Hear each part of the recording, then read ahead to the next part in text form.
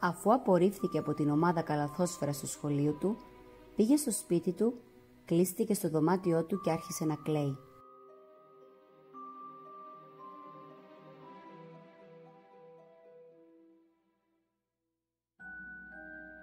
Κατάφερε να μιλήσει όταν ήταν 4 χρονών και να διαβάσει όταν ήταν 7. Οι δάσκαλοι και οι δασκάλες του έλεγαν ότι δεν θα κατάφερνε και πολλά στη ζωή του.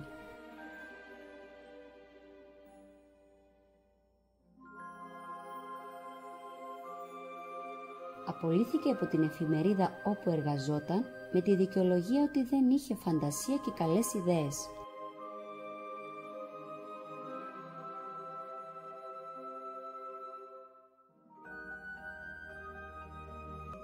Εγκατέλειψε το κολέγιο μετά το πρώτο εξάμηνο. Σε ηλικία 30 χρονών καταστράφηκε οικονομικά και έπεσε σε κατάθλιψη, γιατί ξαφνικά και χωρίς να θέλει μετακινήθηκε από την εταιρεία από την οποία ξεκίνησε.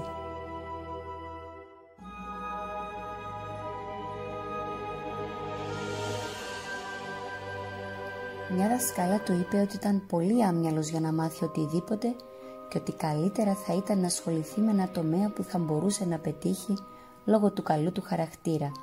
Ευτυχώς δεν την πίστεψε.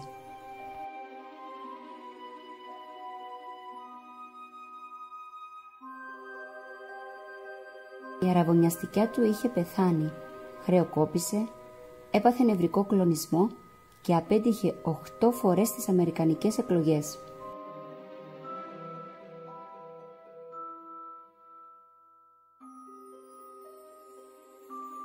Εξαιτίας των χαμηλών του βαθμών στο Λύκειο, απορρίφθηκε από το Πανεπιστήμιο της Καλιφόρνιας για να σπουδάσει σκηνοθέτης.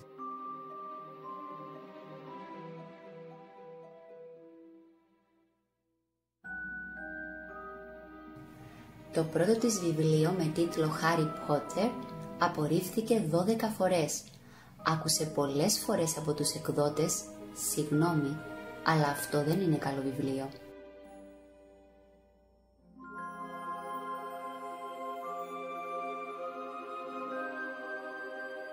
Οι δάσκαλοι του έλεγαν ότι δεν είχε ελπίδες και ότι δεν θα κατάφερνε ποτέ να γίνει συνθέτης.